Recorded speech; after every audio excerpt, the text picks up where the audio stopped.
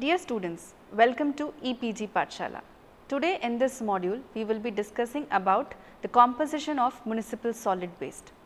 Now, municipal solid waste are a type of commingled waste, or it is a mixture of solid waste that is generated from a residential area, an institutional area, an industrial area or a commercial area. Now, in this module, we will be discussing about the various constituents of the municipal solid waste. Constituents means like it can be composed of paper, glass, metal, tin, biodegradable waste like leaf litter, fruit peels, vegetable peels, etc. Now, we will discuss what is the percentage or proportion of paper in municipal solid waste. Likewise, we will also see what is the organic proportion. We will also see what is the percentage of glass, metal, tin and other constituents in the municipal solid waste. We will also look into the rate of waste generation. We will see what is the amount of waste generated in individual countries like low income countries, high income countries, middle income countries, etc. Finally, we will also study the various factors that influence the alteration in the composition of solid waste. Now, to begin with, let us look into the learning objectives of this module. To understand the various constituents of municipal solid waste, to gain knowledge about the waste generation rate in high, middle and low income countries, to understand the various factors that will be influencing the composition of waste generated at different locations and different regions. Finally, we will also look into the status of municipal solid waste composition in India. Now, just to brush up, what is solid waste? Solid waste is defined differently in different countries by different people. For example, solid waste is commonly connoted as municipal solid waste. According to United States Environmental Protection Agency, that is US EPA, the term solid waste is referred as garbage, refuse or rubbish. Likewise, the United Kingdom refers solid waste as refuse or rubbish and is defined as waste from household as well as other waste, which because of its nature or its composition is similar to waste generated from households. Now, in India, the solid waste is categorized into 4 types. They are municipal solid waste, hazardous waste, medical waste and radioactive solid waste. According to Ministry of Environment, Forest and Climate Change, the term municipal solid waste is referred as waste that is generated from commercial and residential area. Municipal solid waste can be a solid or a semi-solid, excluding the industrial hazardous waste, but it includes the biomedical waste, that is the treated biomedical waste. Depending upon the source, MSW or municipal solid waste is further categorized into 3 types. The household waste, which arises generally from the domestic and residential areas or other colonies or townships. Commercial waste, which arise from individual large sources like hotels, office buildings, schools, etc. The institutional waste are also a sort of commercial waste. Municipal service waste, which arise from area sources like streets, parks and highways. The image shows the waste generated from the residential areas, waste generated from markets and waste generated from parks, which are generally termed as municipal service waste. Now, based on the composition of solid waste, municipal waste are categorized into 2 sections or 2 categories. One is the organic waste and the other one is inorganic waste. Organic waste, it is nothing but it consists of organic components, like examples can be the fruit, vegetable peels, other food waste, etc. Inorganic waste are waste which generate inert material at the end of combustion or burning. It includes glass, metals, paper, plastic, etc. According to the World Bank report, MSW is based or its segregated based on its composition and source, because most of the waste falls under these types.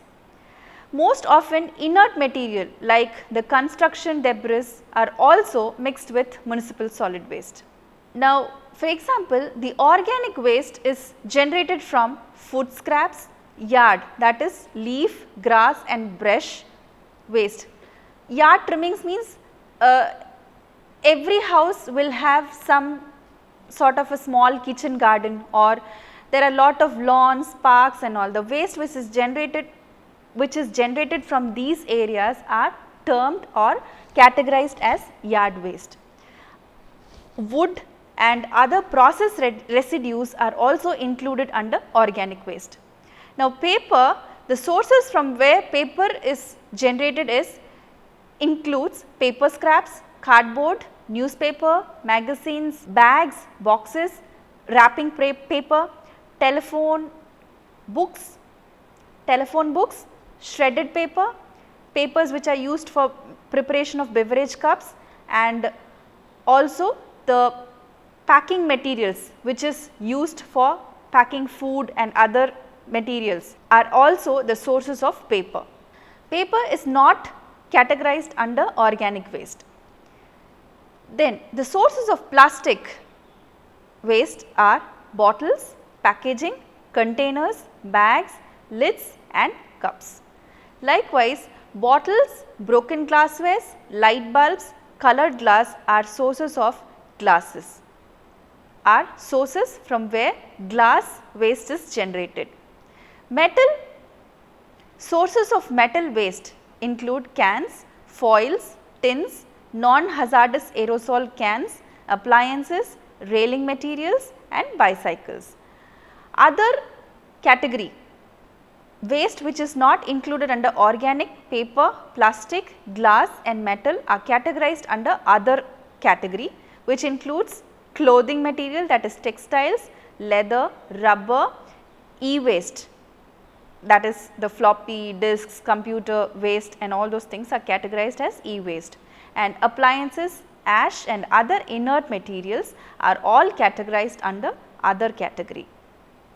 The composition of solid waste, as you can see from the figure which is given on the right side, it is clear that what is the composition of a typical solid waste. The figure which is provided on the right side depicts the global solid waste composition. It is prepared based on the data report from World Bank 2014. According to World Bank, the solid waste consists of organic waste, which comprises of 46%, 17% is paper, 10% includes plastic, glass includes 5% and metals 4%, and under others category, that is e-waste, appliances, textile, leathers etc. constitutes around 18%. Now, the rate of waste generation is an indicator of socio-economic development of a region. The density and the moisture content of the various constituents of a municipal solid waste are listed in this table. As you see, it also varies from constituent to constituent. If you see, food waste consists of the highest moisture percentage of 70% and a density of 290 kilogram per meter. Likewise, the moisture content of paper ranges from 4 to 10 with a density of 85. Cardboard shows a moisture percentage of 5% and a density of 50%. Likewise, all other materials have been listed here. From the table, if you see, the maximum moisture percentage is contributed by food waste, followed by yard trimmings, and density wise the maximum or the highest density is contributed by food waste and followed by wood and other miscellaneous organic substances. The lowest moisture content is present in plastics, rubber, glass and other non-ferrous metals, and the low density materials include cardboard, plastic and textiles. Now, from this slide we will understand how the waste per capita waste generation can be calculated. Now, the per capita waste generation is nothing but the amount of waste generated by one person in one day per country. Now, waste generation is equal to the amount of waste generated divided by per capita day. The unit for representation of waste generation includes kilogram per capita per day. The waste generation is affected by the economic ability and hence it is strongly correlated to the GDP of the country. The amount of waste generation in India ranges from 0.37 per kg per capita per day. That means one person generates around 0.37 kg, that is 370 grams of solid waste in one day. Same way, if you see, China generates around 0.70 kilogram, that is 700 grams per day, and USA generates 2 kilogram per capita per day. In India, the per capita waste generation is increasing at the rate of 1.3% per year. Cities in the southern state of India generate highest amount of waste, that is around 570 gram per capita per day, whereas the western states of India generate a slightly lesser amount of waste, around 440 gram per day, that is 0.44 kilogram per capita per day. Now, as I told you earlier, there are lot of factors which influence the composition of solid waste. So, we will discuss about the various factors that is influencing the composition of solid waste. To begin with, the economic development plays an important role in influencing the composition of solid waste. For example, the low income country, the composition of waste differs from low income country to high income country. Example, paper and other recyclable materials are more common in high income countries when compared to a low income country. Likewise, if you see, the organic fraction of waste, which includes the fruit peels, vegetable peels, food waste, etc., are higher in low income country than high income country. Paper, glass and other ferrous and non-ferrous metals are also high in high income country. It all depends upon the usage of material in a particular region, that is high income country, low or middle income country. High income country will always be sophisticated. So, they keep using sophisticated items like the usage of appliances, everything will be more when compared to a low income country. So, that is why the amount of metal or the scrap generation is high in high income country. Now, this table shows the type of waste composition based on the income level. From this table, it is clear that the organic fraction of waste is high in low income country when compared to a high income country, with 64% in low income country and lowest 28% in high income country. Lower and upper middle income country ranges between 54 to 59%. Paper is high in high income country when compared to a low income country, showing a 5% paper in the composition of municipal waste. Lower and upper middle country ranges between 9 to 14%. The plastic waste generation is also high in high income country. Also, the lower middle and the upper middle income country are also producing an equal amount of plastic waste, around 11 to 12%. Low income country are also in pace with the other income countries.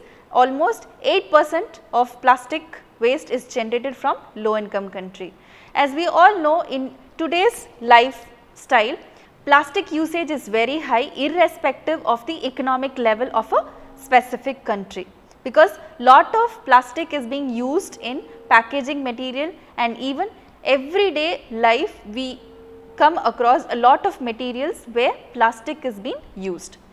Likewise, glass is high in high income country, whereas in low and low middle income country it constitutes around 3% of municipal solid waste. In other category also you cannot find a major difference, it is around 15 to 17% in low and high income country. Now, the geographical location also influences the composition of waste, and especially you can relate it to climate. Climate influences the amount of waste generation. For example, in the southern states of India, where you have a comparatively longer period of warm climate, there the amount of yard waste generation is high. Yard waste means leaf litter, twigs, the barks, leaf trimmings, etc. Okay. Their generation is very high in southern states when compared to northern states, where the climate, the winter season is little, the winter season exists. Similar to climate, the seasons also influence the composition of waste. For example, the growing season of vegetables and fruits affect the quantity of food waste. If you have warm summer, then more fruits and vegetables are produced, then more, which will lead to generation of more quantity of food waste. Cultural norms also influence the waste composition. Cultural norms means like the rural settlement, the urban settlement, people who are living in tribal area, there the waste generation will vary. For example, rural area, the amount of waste generation, especially the usage of paper, will be less. Likewise, even in tribal areas, the usage of paper will be less, because they will prefer more leaves. Like for example, here in urban settlement, the food which we buy from hotels are in a proper sealed packets, whereas if you go to a rural area or a tribal area, they serve food in leaves, which they serve food in leaf plates. That can be a good example of cultural norms. The next factor which will influence or alter the composition of municipal waste is public attitude. Education and attitude of people will also influence the waste composition. For example, people who are educated will have more idea of reusing the waste, recycling, use of more biodegradable waste, because in recent times the waste management problem is alarming and it is gaining a lot of attention. So, people are aware and they know how to use and what is the importance or significance of using a material which is made up of biodegradable material. The last factor which also influences or play an important role in the composition of waste is legislation. When you have strict law, rules and regulations, obviously people will understand the significance and they will reduce the usage of paper and other electronic items. This will again alter the waste composition. This will again alter the waste composition from a low to a high income country. Now, let us look into the composition or the state of municipal solid waste in India. Now, according to the 2011 census, 32% of the population of country stay in urban area. When people move to urban area, this leads to rapid urbanization. When people move to urban area, again the use of resources are very high, they need a proper infrastructure and energy requirement. Along with this, they also generate a huge amount of waste. The volume of municipal solid waste increases, which pose a lot of risk to the health and the environment. The composition of municipal waste in India, especially urban India, it consists of or it constitutes 51% of organic waste, 17.5% recyclables and inert material is about 31%. Presently in India, we do not have a proper waste management system. Also, we lack storage and segregation of waste at source because of lack of awareness among public. They do not know how to participate in the management of waste. Secondly, there is no proper public system for waste collection from the primary sources, and so the municipal sanitation worker collect the waste thrown in streets and public open places on an irregular basis. Two types of waste management has been presently practiced in India, such as aerobic and anaerobic digestion of organic matter. So, this table will provide the composition of municipal solid waste in India. If you see, the compostable which originates from the food waste, landscape and tree trimmings, recyclables which are paper, cardboard, plastic, glass and metals, inerts which comes from stone and silt, bones and other inorganic material. The construction and demolition debris also are included under inert waste. To summarize, in this module we started by discussing what is solid waste, how it is denoted by US EPA, United Kingdom and Indian government, that is MOEF. We also discussed about what are the different constituents of waste in the waste composition and what are the major percentage of paper, glass, organic and other constituents of waste. We also discussed about the various factors that are influencing the composition of waste from low to high income countries. Finally, we also looked into the status of the composition of municipal waste in India. Thank you.